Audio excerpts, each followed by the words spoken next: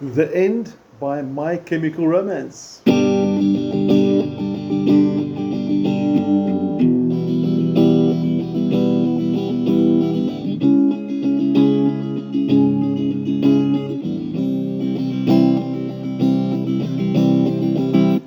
what's quite cool about this song, it's a combination of your basic open chords like your G's, E minors, nice little passing note in between there, and some bar chords.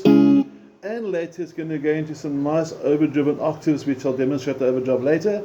But let's get going by making sure you've got a copy of the PDF of The End in front of you. If you need it, just drop me a WhatsApp or inbox me, I'll be happy to send it. And let's focus first of all on our fretting hand. We're starting with the basic G chord, fingers 3 and 4 at the bottom. Yes, you can do that, but I prefer this one instead. It's going to go from G to E minor. And then we're going to have a bar chord, a C sharp minor. Now this chord takes place at fret number 4, so your first finger is fretting the 4th fret, and middle finger goes to the 2nd string from the bottom, and then your ring and pinky fingers 3 and 4 go into strings 4 and 3 respectively. This is your C sharp minor. It should sound like this. Now you've got two choices there. When you go from the C sharp minor that I'm playing now to C, you can either just do this if you want to, which stays in the bar chord format, and you got that, or you can kick back to a normal C chord like this as well, which I actually prefer personally, but I don't mind if you prefer the transition to go from here to there. And you'll notice that this time I'm playing my C bar chord slightly differently. I put my pinky at an angle, you can see it bending back there, and I actually find this a lot easier to play. So I would maybe consider C sharp minor,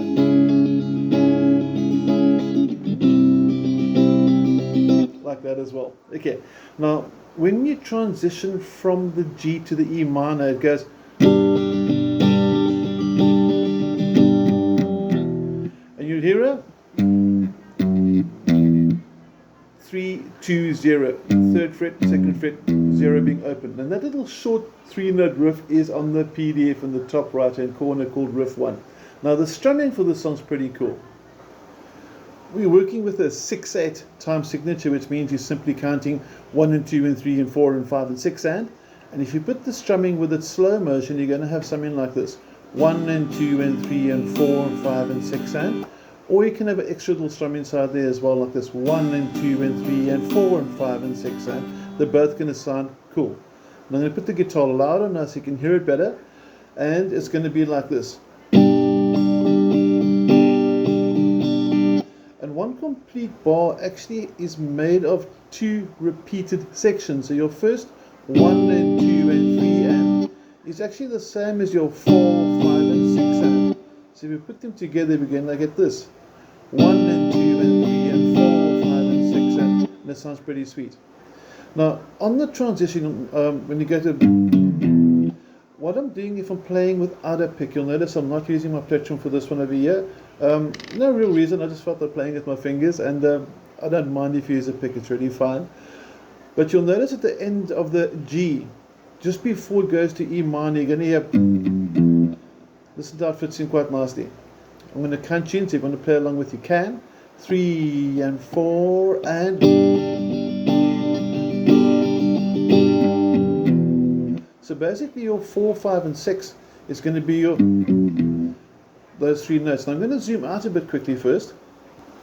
And now we can see both left and right hands working together, and let's give it a go. I'm going to go through all 4 chords.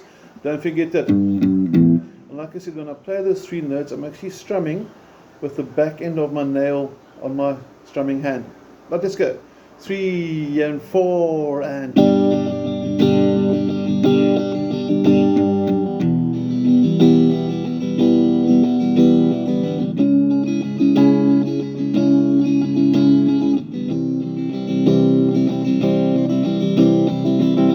and it just goes through there again.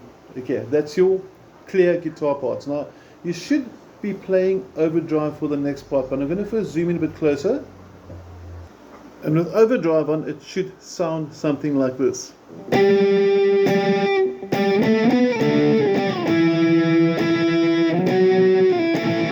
But I'm going to switch the overdrive off. I'm going to focus in on my fretting hand, and we're going to break it down to see exactly what he's doing. You'll notice over here I'm starting on fret number 5. This is the 5 on the bridge, on the tab there. And the 8 is the pinky. You can bring the ring finger in, but I find that using your first and ring finger is just really an unnatural stretch. So I think pinky is going to work a lot better.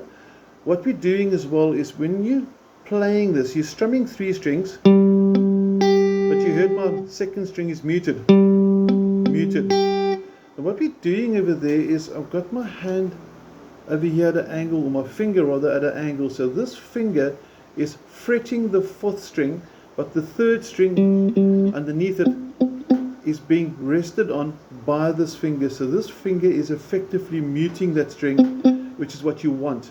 And the pinky is playing the bottom, second from the bottom actually, the octave, and then also at the same time muting my 1st string. So when I strum across there, and it sounds pretty cool. The top 2 fingers I'm resting just lightly on the strings as well. You can see I'm resting on the strings. I'm not fretting them. I'm just resting on them. So when I strum now, I've got less chance of accidental fret noise. Now one more time, the 5 and the 8 is your first note, and you're going to strum it 3 times. And on the 3rd time it goes, and that's a very quick phrase going 5, 7, 9, 7 again. And you'll notice the whole way through that my hand doesn't change shape. It sort of just changes position, so it just moves across the fretboard the whole way through. Once you've done that, you're going to jump back to the 5, and it goes from the 5 down to the 2. So if we zoom out a little bit over there and put the whole thing together in our slow motion, you're going to start from the 5,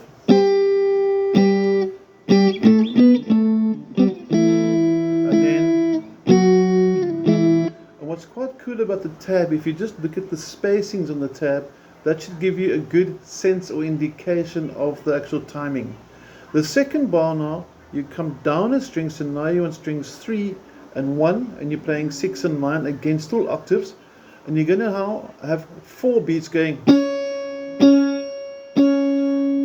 And on the 4th one, it's going to go 6, 7, 6, 5, which is referred to as chromatic, because the frets are all next to each other. There's no sort of big jumps like that. They're all sort of like that. So it's going, which would be your 6, 7. And the numbers I'm calling out, by the way, are the numbers from which my first finger is, because obviously I can't call out 6, 9 at the same time. So I'm just calling out the starting note being the finger that I'm tapping. So if you're 6 there, and it's going to go.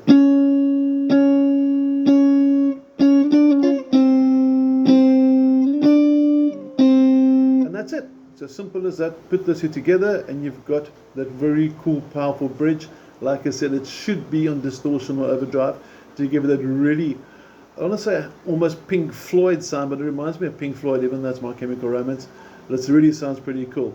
Now the last part of the song over here is when he comes out of that, he goes to a normal G and he goes, and then a little slide there. And after that he starts all over with, and you'll notice now I've actually swapped to using a pick. So the first time I didn't use a pick, now I am, just to show it works both ways. But just a little middle part again, one more time. When he comes out of the riff, he just comes at G, but the bass note. So I'm going to show you my strumming hand quick.